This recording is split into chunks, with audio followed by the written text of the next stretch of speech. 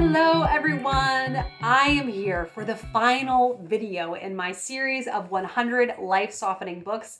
It has been so fun thinking back over book titles to tell you, and then it's given me a good list of books that I would like to reread over the course of the year, kind of selecting from that list of 100. Ooh, I'd really like to reread this book. So the first book on this list, and I think maybe a somewhat underrated Victorian book because I just don't hear about it a lot, even though it's in the cultural awareness, and that is The Jungle Books by Rudyard Kipling. So there's 2 books to it, so that's why it's called The Jungle Books. But his writing is just so high quality. I don't know how else to say it. It sounds weird to, like he doesn't need me to decide that his writing is high quality, but I'm just struck by the writing is so excellent and strong, and the setting the scene, you feel so much like you are there in the jungle and getting to know the different cast of characters. So I have been slowly but surely reading it aloud to the boys. And I am just enjoying it so much as a read aloud. The language is so rich, and there's just a lot to observe and to learn from it. So it feels very much kind of like a fairy tale. And yeah, it's just such an enjoyable book. So if you haven't given it a try, I recommend it. Then Summers at Castle Auburn. This is one of the most unusual books that I've ever read. It's a fantasy book and about Castle Auburn, where our main character, each summer she goes to visit Castle Auburn. So it is, I would say generally it's in the life softening category because it feels very escapist. I loved being in this world, but there are also some kind of darker undertones that you have to be ready for. So very enjoyable, with some kind of a darker undertone as a twist. So I did read it a few years ago, so I don't remember it hugely vividly, but I just remember that I really enjoyed it. The pacing is kind of slow, so you have to be willing to kind of sit back and just enjoy being told this story and getting to see things unfold as they will. And then the next one of my absolute favorite books, and here it is, and that is Daughter of the Forest by Juliet Marillier. I fell completely in love with this book when I read it a couple of years ago, and this winter I am treating myself to a reread on audio. So I have some knitting projects I'm going to be working on, and this is going to be my audiobook that I have on with that. I love this book so much. It is unrelentingly slow, but the world building and the characterization is unparalleled. You don't feel at all sad that you can't be there because you feel like you are right there as you're reading this book. And I just found the writing is pristine, Juliet Marillier's writing. I loved Son of the Shadows just as much. The following ones in the series I haven't enjoyed as much, but I know the 6th book in the series, readers who really liked the first 2 say that they really like the 6th one. So I'm definitely going to make time for that this year. Really love this. Then My Side of the Mountain. It's a trilogy by Jean Craighead George. And this is another one that's very quiet. It's all about a boy who runs away from home, and he makes a home for himself in the Catskill Mountains. He camps out, and he brings very few supplies with him.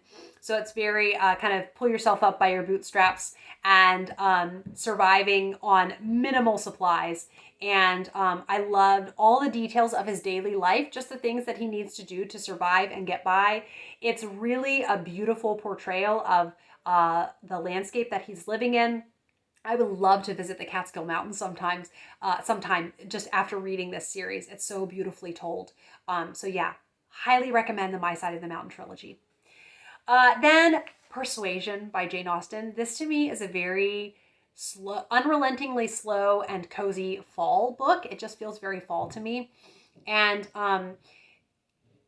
getting to see this story slowly unfold, it's just, it is the pace that it is. But then once you get to, if you've read this book, the letter, at the very end of the book, it makes it so incredibly rewarding. I was never so emotional over a letter as I was when I read Persuasion. It's a beautiful, beautiful story about second chances.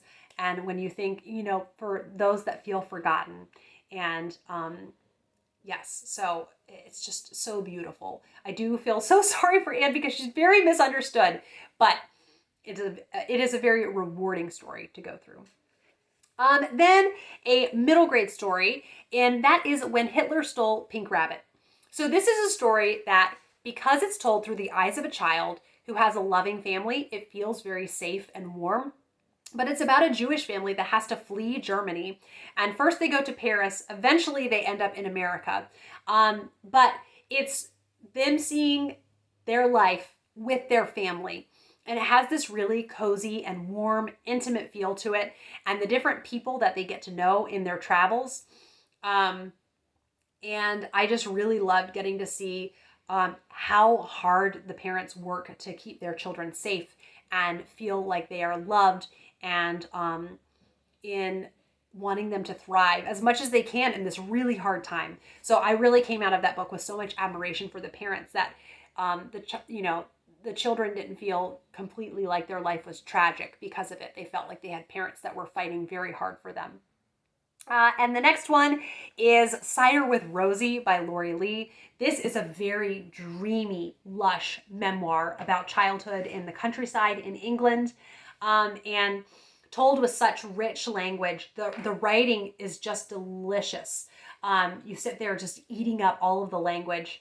And it's very much looking at yesteryear and kind of, there's a real grief about the modern age and industrialization and how it kind of affects so many areas of life, and starts to reach out farther and farther into the countryside. The one hang up that I have with this book is there's a really kind of disturbing thing that happens in, I think it's the last chapter, that feels completely not at all in keeping with the mood with the rest of the book. So I was very blindsided by it the first time I read it, and I do want to reread this book at some point. So that was the only thing that was a hang up for me. Then a book that it's down to BookTube that I picked this book up, and I will be forever grateful, and that is 84 Charing Crossroad. This is a series of letters written between a bookseller in London at a bookshop and then a avid reader, Helene Hanff, in San Francisco. And not San Francisco, in New York. Now I have to Google that. New York City. I don't know why I said San Francisco, so I Googled it. New York City. And it's, starts out as a mercenary relationship where she's inquiring, do you own, could you sell me this book? I can't find it at any bookstores here. And they build up this correspondence, and this real friendship develops between Helene Hanff and the entire staff at this bookstore at 84 Charing Cross Road. Also, it makes me very grateful to live in the era of online used book shopping, because any book that I want, I can look it up and access it so easily. But then this friendship, I don't have a bookseller that I have a friendship with who will, find these rare books for me. It's a beautiful, beautiful story. I watched the movie for the first time last year, and the movie was just as glorious as I was hoping it was going to be. So really, really a special, special book. Then one that's a very recent favorite, I just finished it a couple days ago, and that is Taken by the Hand by O. Douglas. It is my first book written by O. Douglas that I've read, and I am so excited to try more by her. It was just everything as glorious as I was hoping it was going to be. Arpita from Bagful of Books over on Instagram recommended it, and I'm forever grateful to her. It has so much book love in it, discussions of different authors and how people love to cozy up with a book by the fireplace. And this follows Beatrice, who has recently lost her mother, and so she's now an orphan, and trying to find a place that she can call home. She was so close with her mother, but didn't really have anybody else that she was close with. So I find it just a really compelling story. Beatrice does have to go through some hard times at the beginning of the story. She feels very alone in the world and misunderstood, and then wonderful things start to happen. And it was just a glorious, glorious book. I couldn't believe how each chapter I continued to love this book so much. I kept waiting to be disappointed, and I wasn't. So very excited to read more by O. Douglas in the future. Then A London Child of the 1870s. I read that for the first time this November, and it is a memoir of this woman's Victorian childhood. It is told with so much love and fondness, looking back at her family and just gratitude for the beautiful life that she had, even if there were certain things about her life that she didn't like, which she talks about those also in the memoir. Just realizing overall what a lovely childhood she has to be grateful for. And she does have a kind of challenging relationship with her father, but it leads to some very humorous things. And yeah, it's just lovely, and lots of book love in that one as well. So I'm very excited to continue on with that trilogy and see more things. And then I did want to add one bonus book, so it's technically 101 life softening books, and that is My Father's Glory and My Mother's Castle by Marcel Pagnol. This is a French novel, so I've only read it translated, and it is him looking back fondly on the summers that he spent in Provence. And I love the vividness of the place that he's describing, how much the landscape impacted him, how deeply he loved it, and it's just a lovely, lovely story of love for not only people, your family, but also a place. So a hidden gem that I don't think I hear other people talking about on BookTube. And the movies themselves also are glorious. There are movie adaptations of My Father's Glory and My Mother's Castle that Marcel Pagnol himself was the director. I hope that you have enjoyed this journey through 100 life-softening books. I definitely feel like that was quite the undertaking, but it's going to be so lovely to have it out there in the world now.